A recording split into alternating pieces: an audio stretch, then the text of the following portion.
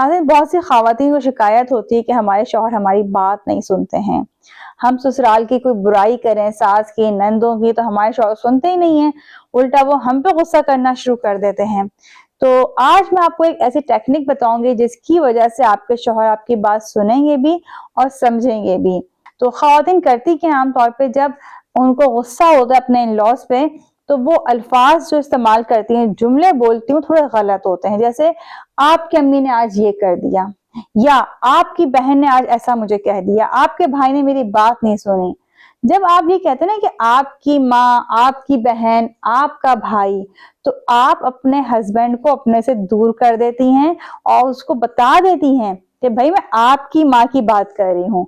अब वो शौहर आपके इस जुमले से कि आपकी माँ, वो ऑटोमेटिकली अपनी माँ को ऑन करने लगता है। अब वो फिर आपको बोलता है गलत। पहली बात तो ये कि आपने कभी भी इस तरह के जुमलों से स्टार्ट लेना ही नहीं है, इस तरह से बात करनी ही नहीं है।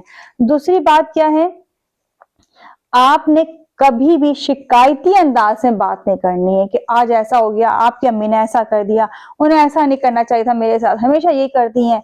अब क्या हुआ, आप में शिकायतें करना शुरू कर दी, शिकायत नहीं करनी है।